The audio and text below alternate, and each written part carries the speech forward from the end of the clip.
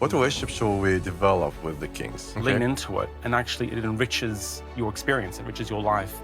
And it's beautiful ways to connect with people that aren't so typical in what you see. So where do usually kinks come from? It's not definitive, so we don't know an exact cause. There's a few theories. Can you be addicted to porn? It's a very, very good question, and it's asked a lot. And there's two camps in this. The markers that they don't tick is the one that's cited the most is that because sex is natural, we have a natural stopping mechanism. There's no conclusive evidence that there's a direct link to ED and erectile dysfunction and porn. They call it PIDE, porn-induced erectile dysfunction. Erectile dysfunction is much more about anxiety and performance. Huge culture on that on social media, especially X. You see a lot of it, where gay men pay straight men to be straight and superior. People have a lot of tension against that because why am I giving into a heteronormative narrative? Like, how can I support straight men, the hierarchy? So there's a lot of gay men which struggle with that. What's this relationship of kink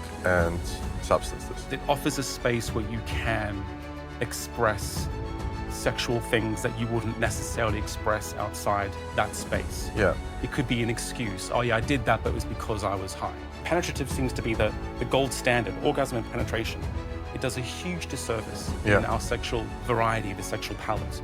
So find what's unique with you and your partner and engage with that. Make your own type of sex.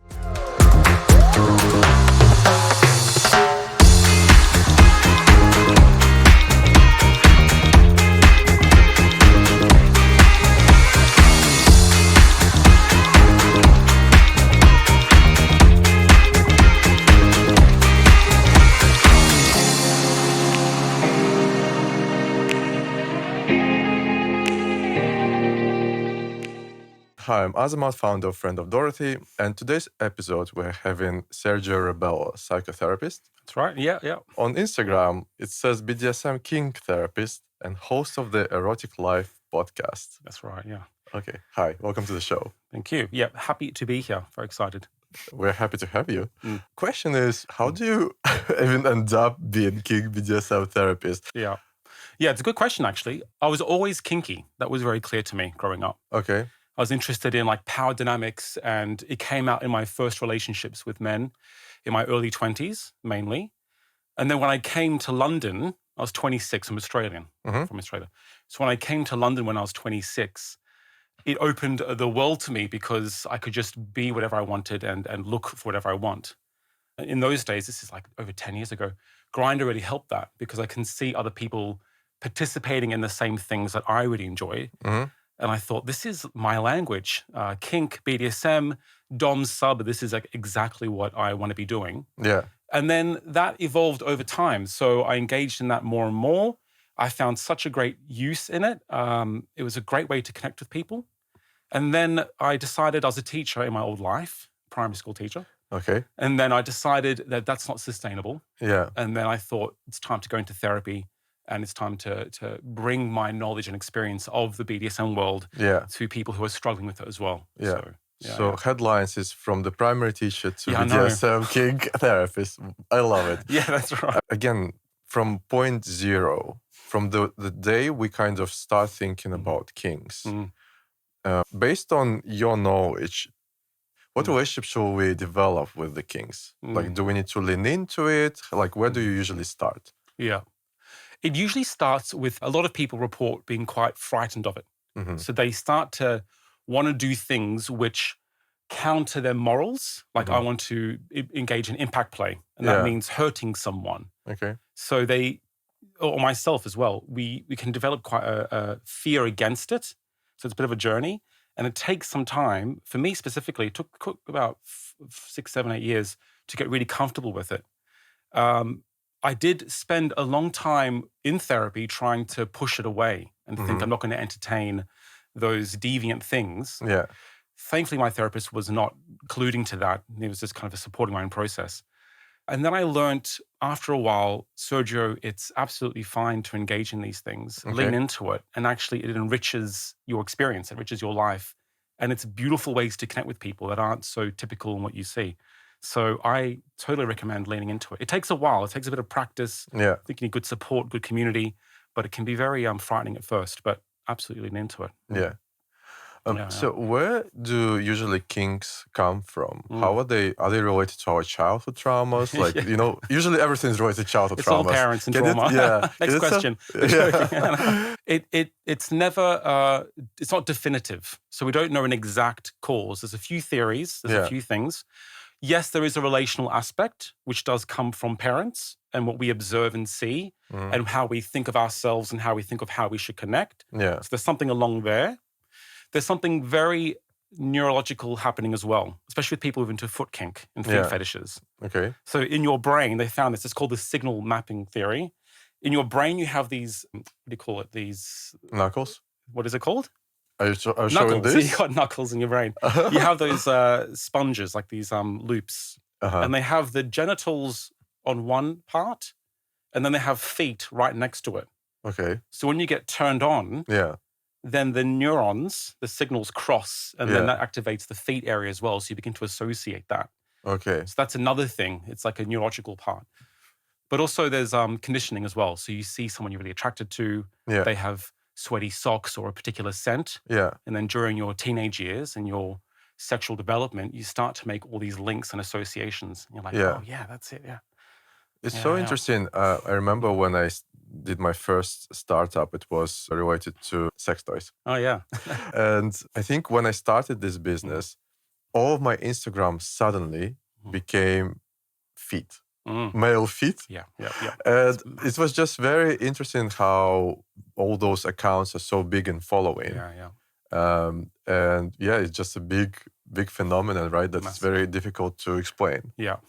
I think it's like the highest search. It used to be, at least for a long time, on porn sites and as a fetish. Huge.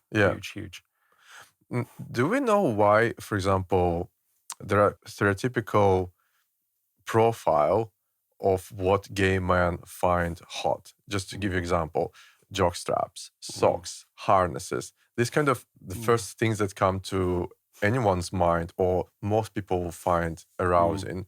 Is there any kind of science behind it?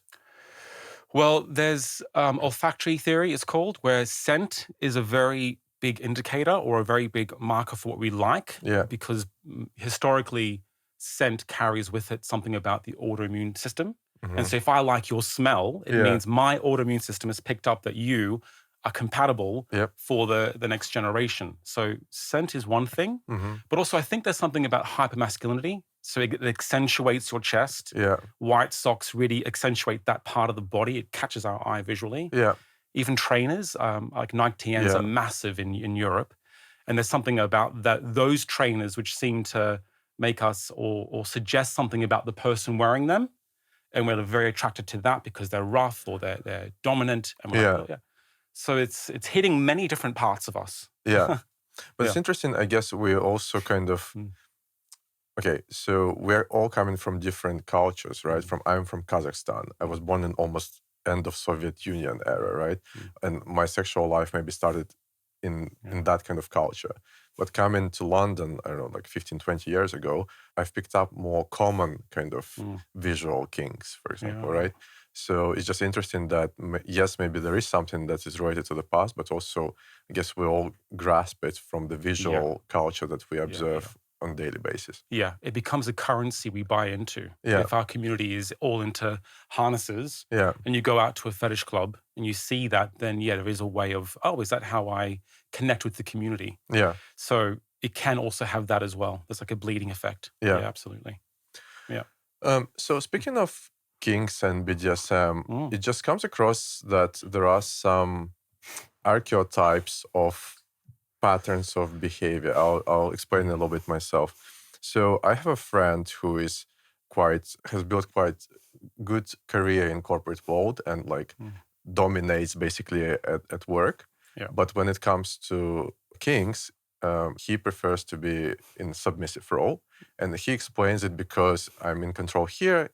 I can be more relaxed in bed, right? So and I've heard that kind of stories multiple times. Are there any other kind of examples of very kind of typical explanations of why people are into some types of kinks? Usually it's about balance. So that sort of dynamic that you're describing, where Yeah. one person's in charge their whole life and they look to be not in charge. Yeah. There's something about the psyche that needs balance. So a person who can, and this is not for everyone, so everyone is different, but you can find general trends of people who feel inferior in their day-to-day and therefore want to then become superior and take on that role. So with dynamics, there usually is an opposite, but that, yeah, as I say, it's usually about balance seeking. So a big one is gay men fetishize or want to worship straight men. So there's a huge culture on that on social media, especially X. You see a lot of it, where gay men pay straight men to be straight and superior. Yeah. And especially what seems to arouse this particular demographic is the bully archetype. So when straight men are bullying, they own this superiority, then gay men seem to really enjoy that. Certain gay men, not everyone. Yeah. In this dynamic, they really do enjoy that. Okay. So that's one thing I observe a lot. And people have a lot of tension against that, because why am I giving into a heteronormative narrative? Like, how can I support straight men, the hierarchy? So there's a lot of gay men which struggle with that. Yeah.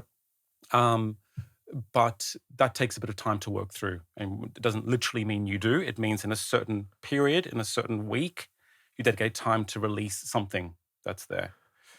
Just to clarify, Yeah. so the fetish is, for example, as a gay man, my fantasy is to get engaged with a straight man. Yes, not engaged in the marriage sense, but it's to play with. Yeah. Yes, yeah. How do, for example, for someone who has this fantasy, what is the safest way to kind of act on it? Yeah. You have to find someone who, so if you're doing it online, you have to find a straight guy, and sometimes they pretend to be straight, so that's one thing. Yeah. But you have to find a guy that is emotionally mature. So you can have a conversation with him, you're typing, and he responds, and that you talk about what you're seeking, and they're responsive to that, because many times they may just disconnect. They may ask for money and then block you. Yeah. So you have to try and suss out, are they safe enough to engage with, and that's emotionally mature, and try it out. So test it out. I mean, if they have lots of followers, that's a good sign, because it means they have presence in the community. It's that's a very difficult dynamic for people to reconcile with. Yeah. Fetishizing straight men it's a painful area for a lot, but it is difficult. Yeah. It takes time. So I guess you're saying that, for example, on dating apps, there is a filter for straight men, and then you can. Okay. Well, that's on certain social media, but not on the ones that like Grindr and that. No. Okay. On certain ones you can. Okay. It's quite prolific. It'll find you. I think if you type in a few words, it's going to find you. Trust me. Okay. All right. Okay. That's another case. Yeah. What else? So different dynamics. There's a mistress for heterosexual men, like a mistress, a woman who is more deviant than their partner. So if we're going to use, I don't know if this is okay, but if we use Jungian language as the whore Madonna complex, where I'm dating a woman and she's like a Madonna, she's beautiful, but then I really kind of desire going into the whore, quote, it's quite harsh language, but the whore complex, which is a woman who's more deviant and will collude with the negative naughty parts in me. Yeah. And they kind of worship this woman who's brave enough to say what it is, who's brave enough to be dominant and whip. And this, for men, is a release. It's a relief that they don't have to be in charge anymore. Is there anything similar for gay men? I think with gay men, there is a lot more, what I observe is a lot more submissive men wanting dominant men. Straight. I mean, we've seen the movie Pillion. There's this dominant man who tells it like it is, 24/7, not emotionally expressive, very certain. So certain, if they're certain of what they want, it's a relief. Because in this day and age, we're just guessing, what should we want? What should we do? So to have a man who says, this is it, this is what you need to do, there's a release and relief in that as well. Is it fair to say that in gay community, this kink culture, there are more gays who prefer to be on submissive side than on dom side? Is that correct? I would say yes. So in everything I've observed, it's more leans on the submissive spectrum than the dominant. Yeah, absolutely. Why? Why? Yeah. I think it comes from, and this is a general sweep, but I think it comes from the inadequacy we feel growing up as gay men. We're not enough. That's the kind of wound or the message that's left with us. So to find a place where we are enough and someone says, yes, do this, you're good if you do that, I think that's where it comes from. There's like a seeking of, am I okay to connect with you if I bring myself to you? And part of myself is this inadequacy as well. Not the total picture, but this wants to be spoken to. I don't feel enough. Can I serve you and be enough? Something like that. So it just in my head where I try to find logic. So for example, if I was bullied, for example, as a gay man, in my maybe kink side, then I would want to be the leader and dom, right? So I just don't think I connect in my head why I would try to be again the bully, right? In the sexual dynamic. Yes, yeah. So this is a great question. So you have to really know the specifics of the person. So let's say you're bullied as a in high school, and you can take a few directions. So you can end up growing up and wanting to take the role of the bully. So you're reclaiming the power in that respect. I'm going to become the bully, and therefore no one else will bully me. Yeah. So I'm going to take that role, and I'm protected that way. Or for some random reason, you may collude with the bullying and saying, yes, I should be bullied for whatever reason. Yeah. This is all like mysterious how this is decided. And then if I am going to say, yes, I should be bullied, the way that relates to in later life is I'm going to set the parameters of me being bullied and humiliated. Yeah. So I'm going to get someone, I'm going to ask them, tell them what to say to me, how to treat me, and I'm going to say stop. When I couldn't say stop back then, I'm going to be the one to say stop now. And I get to control that space, and I'm reclaiming power in that way, from that end. Yeah. Again, how that's decided is quite mysterious. Yeah. And also it can change over your life. You can end up, I think what I'm increasingly seeing is men take on a submissive role. Yeah. And then through their exploration, they actually get more dominant, or they begin to switch more. It does flip. It can flip, not for everyone. Some people are very happy being submissive, which is great. Fair. Yeah. There is a person X that I met, and they have never been in relationships before. And they never had intimacy with the person that they loved before. But they already started their journey with kinks because they just never tried more vanilla stuff, right? And that's what's quite interesting, that they went straight away into extreme without even knowing what is vanilla intimacy. But then when they got introduced to vanilla intimacy, all those kinky stuff faded away.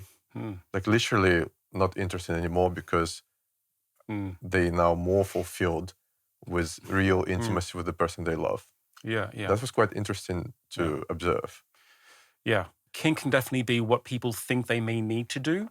So when you go on dating apps, you may see things and think, okay, that's what this hot guy wants. So I'm going to do that. And then you find that's actually not me. So it could be a starting point. And then as they experience more, learn more, get exposure to more, it's actually, that's not who I am. And then they can find that they're actually more vanilla than they think, or more kinkier than they think as well.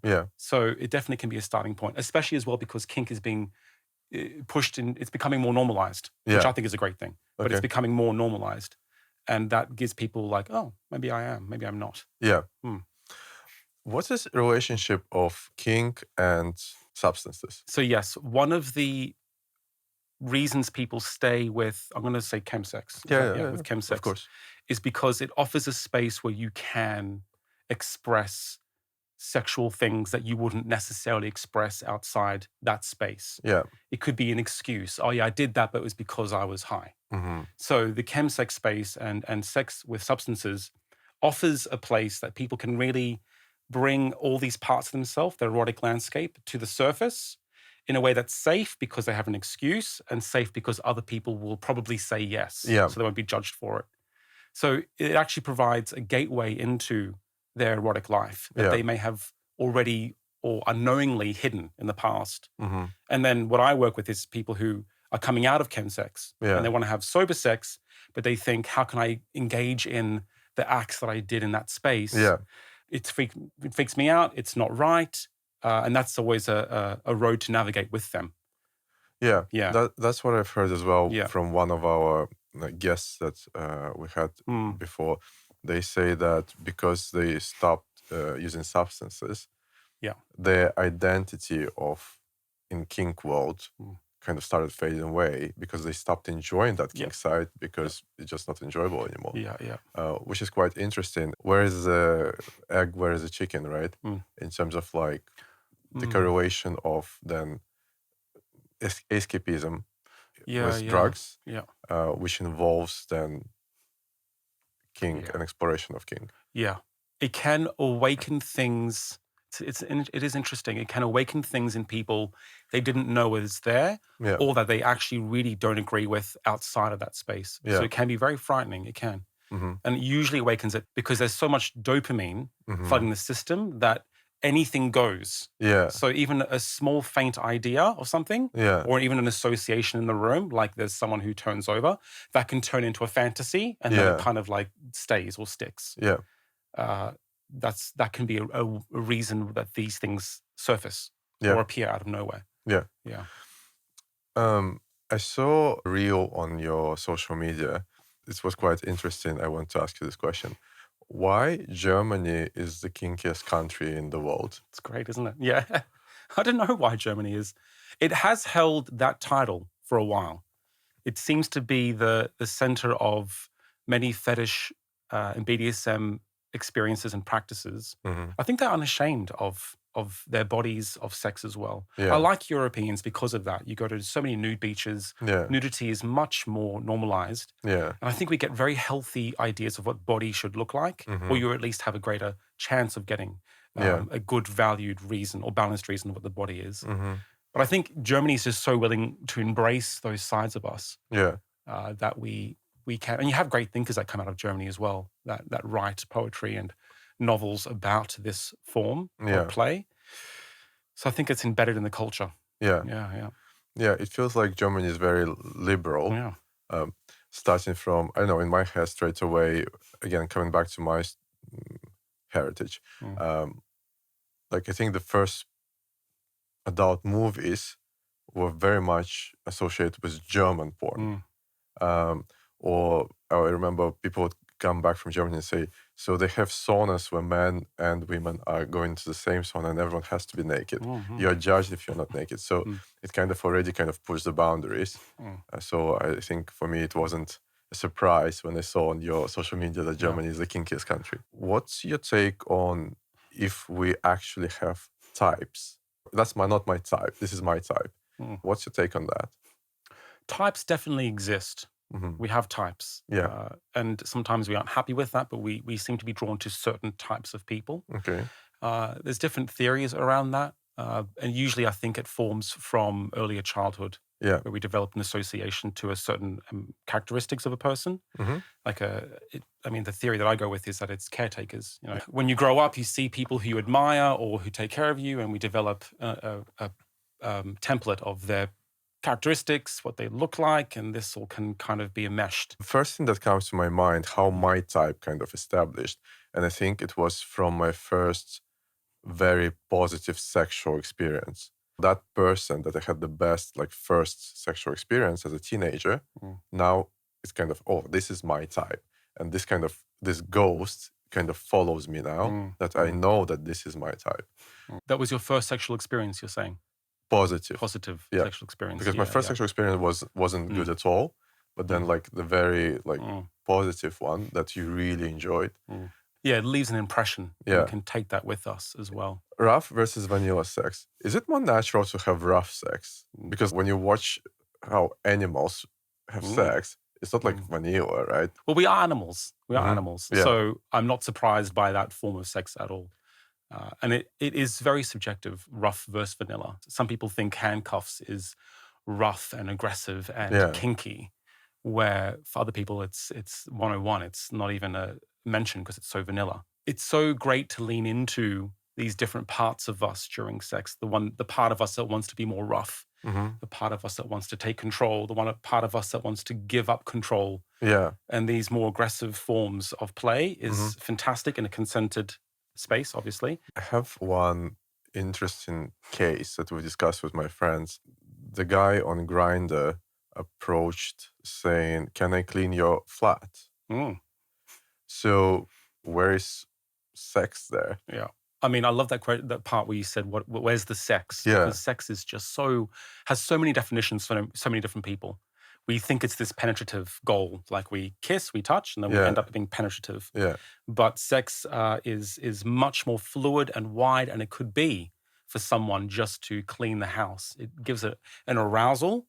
They feel satisfied afterwards. That could be their definition or form of sex. Okay. That's more of a psychological type of kink, where we have impact and sensual.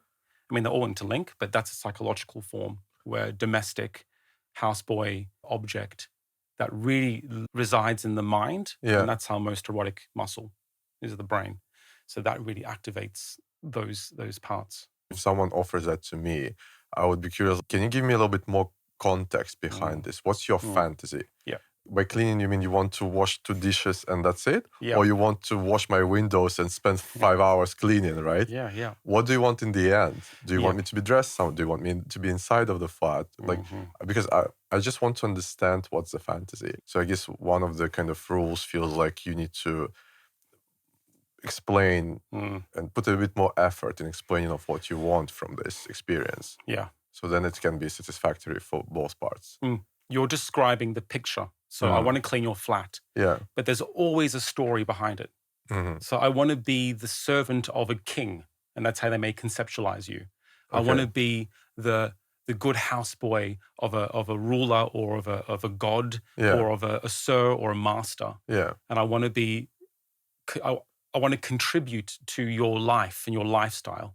So there's going to always be a story, and they may not know what the story is. Yeah. But that's what's really activating. What is actually turning you on in the idea of being a domestic houseboy? What elements? And that's the story. And I love going into stories. On my podcast, I interview people about their stories, their erotic stories, and we go through it detail by detail.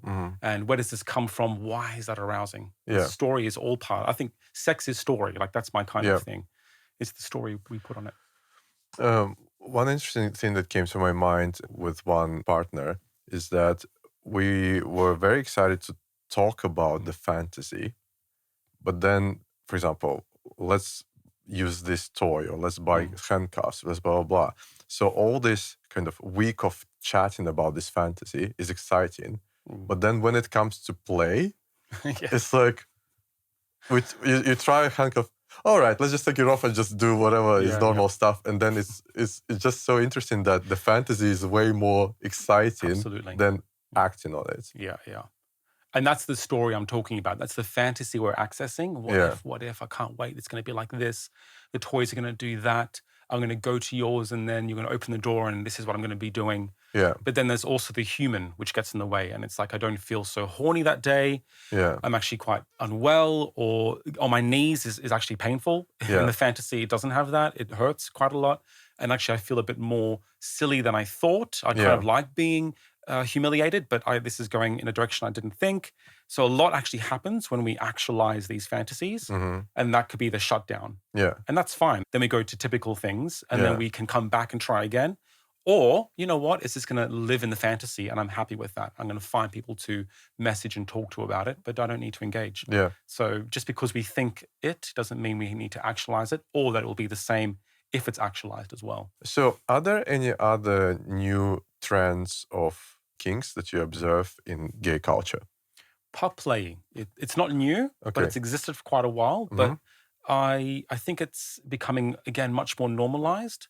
So I see a few clients who are pups. Yeah. And they bring their mask with them. We explore what it is that pup play gives them. But that particular fetish is communal. So there's groups of men that come together, in Germany as well. They come together, and they're all pups, and they're all playing in pup pens. And there's either sometimes it's just a communal thing, or certain people get an arousal as well from it. So it can go either way. Yeah. That's a big one. Yeah. I agree with you, actually. You reminded me. We actually had a few pups here on podcast. And I think there is one thing I still didn't understand from that conversation. I understood a lot. I feel like you add a little bit different persona, and you can do maybe more than you can allow yourself when you are yourself. Yeah. So now you're invisible. Do whatever you want, right? No one can see your face. Yeah.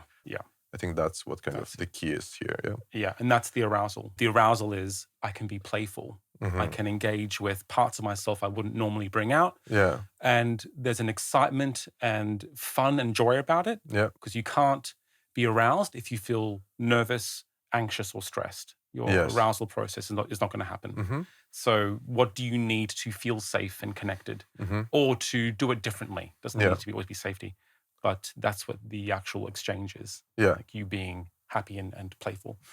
Yeah. Online, we can get access to porn with a tap of a finger. So what is unhealthy relationship with porn? And what is healthy relationship with porn?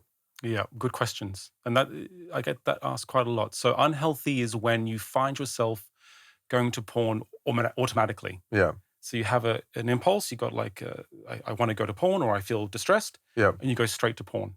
You don't have any other options. So it becomes a priority. Yeah. When it starts to cause unrealistic ideas of sex, all sex must look like this. Yeah. When you have financial strain, because sometimes it involves finances and money. Yeah. When there's actual strain in your body, when you get injured because you're engaging in porn so much, it takes over your life more and more. It creeps into your work, you're canceling things, relationships are suffering. So porn then becomes more problematic. It doesn't become pleasure-centered anymore. Yeah. It moves across. At one point in my stage of life, I would just watch it every time before going to bed. It just becomes a routine. Yeah. And you kind of stop yourself. You're not even horny, but you just do it automatically because it's just like opening Instagram in the morning, right? Yeah. So I guess that's when you feel like probably this is not healthy. I mean, it can be used to fall asleep. It can be used to like de-stress as well. Yeah. As long as it isn't the only thing that you go to get rid of all stress.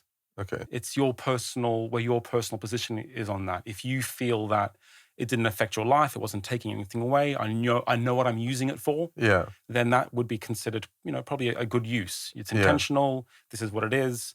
It doesn't have to be for pleasure all the time. It could just be to release oxytocin, which takes things away, takes the edge off. Yeah. Yeah. Well, I guess it was more that. Yeah. Like you feel like, okay, now I can go to sleep. Exactly. So that wasn't that red flaggy unhealthy. No. Okay. If it's the only way you can get to sleep, then we can start having a conversation. Yeah. But as long as you know what it's being used for, that's generally fine. Yeah. We became so impatient with social media scrolling all the time. When you start watching something, you literally like scroll it to the moments you need, and then next. You kind of eat it like nothing. Yeah. And that I think is more a platform social media phenomena. I don't know if it's about porn in itself. Yeah. But that's more about the nature that we're all kind of, in a sense, co-creating because we're all doing it. But I don't want to put the blame so much on people. I think companies have a large responsibility of that sort of short form, high impact hook. That thing is like a real part of the culture that we see ourselves creating at the moment. Yeah. You watch something and then you're bored of it. And then you kind of, coming back to the topic of kinks, etc. You're trying to watch more of that because that kind of triggers something a bit. And then you're bored of that. Well, it's actually quite a healthy sign because boredom is very natural. If we expose ourselves to anything, any stimulus for a long period of time, we're going to get bored of it. So that would be called habituation, or like the natural novelty seeking process we go through. I think of it like a radio where you tune into other stations. Some are more extreme, some are more romantic, classical, straight, whatever that is, straight music. And that's a very normal process. And people mistake that with, oh no, I'm seeking more extreme porn. What do I do? I think I'm becoming tolerant. I need more stimulus. Yeah. And then they think it's an addiction because of that. But that's more about habituation. If it was tolerance, you would need the music to be turned up 10 times louder. That's tolerance. But what's actually happening is you're just getting bored. And that's a very good sign because your pleasure centers aren't numbed out like they would be with tolerance in the addiction clinical sense. Yeah. So it's a very normal feature. I think it is quite scary to like keep going, but it's actually quite a normal process. Yeah. Yeah.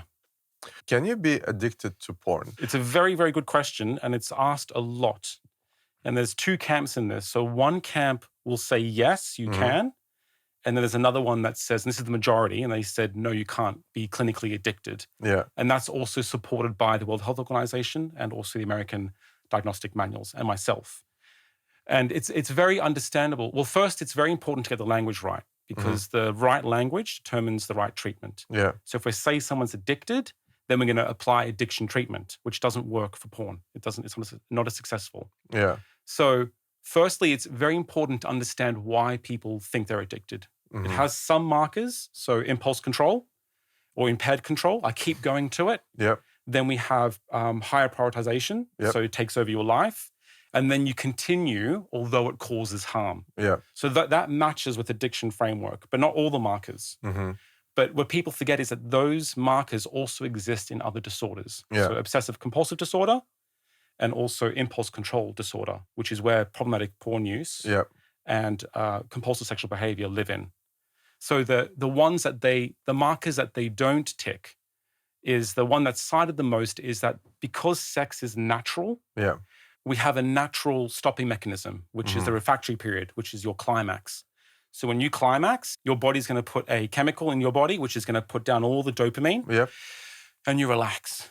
And because you have a forced break, your body can't stay in this state, this loop, which can change your brain, like in behavioral addictions. Because the counter argument is it's a behavioral addiction. It's not a substance one, it's behavioral.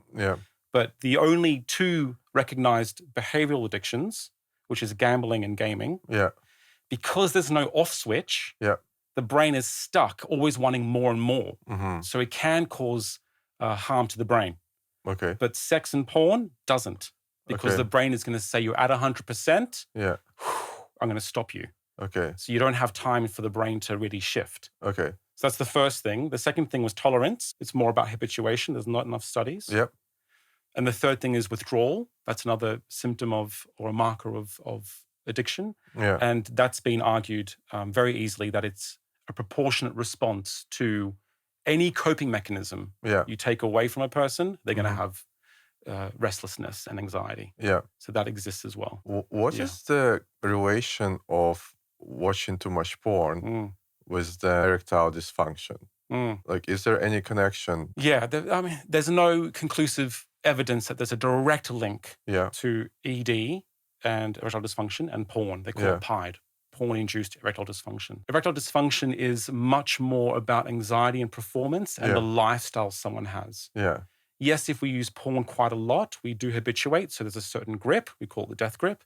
Certain conditions you're used to, certain stimulus, but that's not enough to cause a direct link to ED. It's a bit unclear. There are papers that say otherwise, but they're quite few and far between.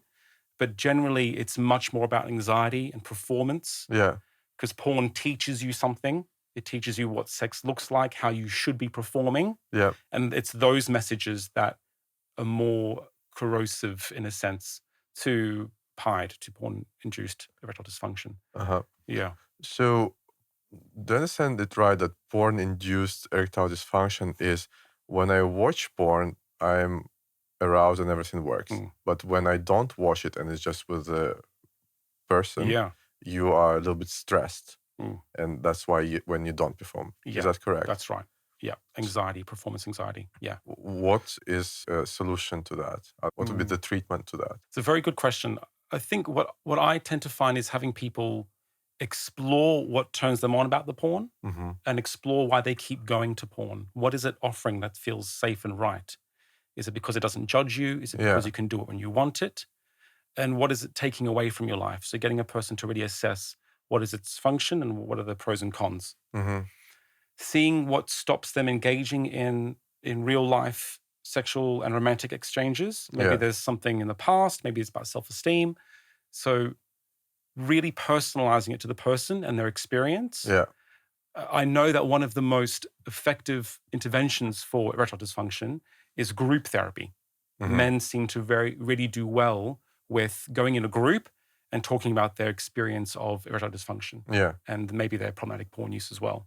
That seems to be a high, 96%, I think, success rate. Coming back to my personal experiences, I was in those situations when I felt like your brain is so used to one sort of fantasy But when it's just a dry grinder hookup, you feel that something is not right, and then your brain is somewhere else, and then you're not kind of performing, and then it kind of bites you back, and then becomes a loop. Absolutely. We come into the bedroom thinking what sex looks like, what we know of sex.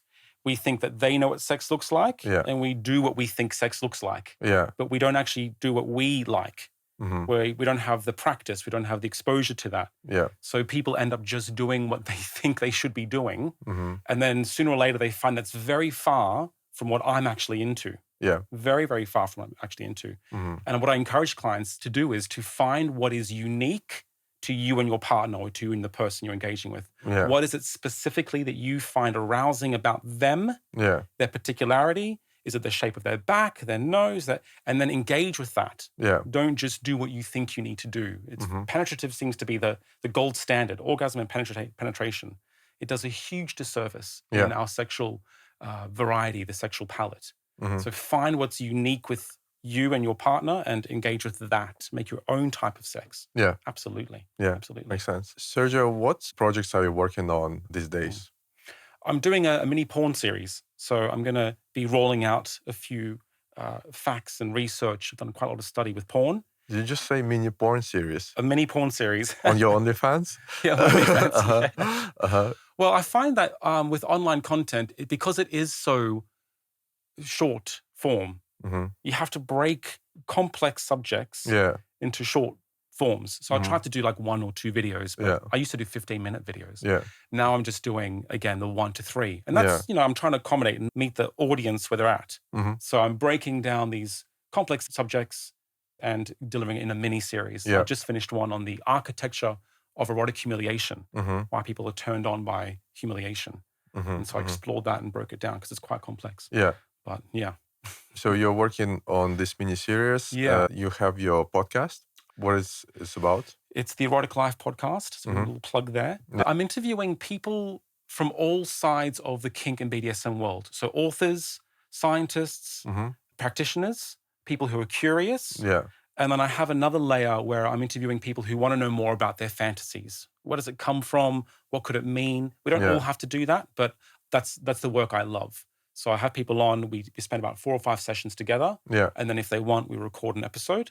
And then we talk about their fantasy in quite explicit detail. Wow. So it's trying to bring kink and the sexual erotic life more into the world, but from different voices, different perspectives. Wow. Sounds very exciting. And with what kind of questions can our listeners and viewers approach you on your private practice?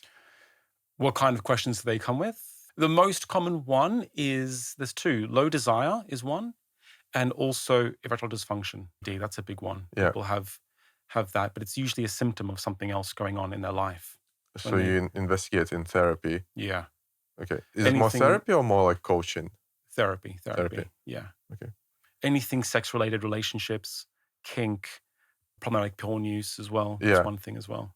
Wow. It's great. I love it. Oh, I can imagine. So good. I get to talk about sex all day. It's like the best job in the world. It really is. Sounds fun. Sergio, thank you so much. Time flies. We had a very interesting conversation. I'm sure we will have you more touch points with you very much soon. Thank you so much for coming. Great. Thank you for having me.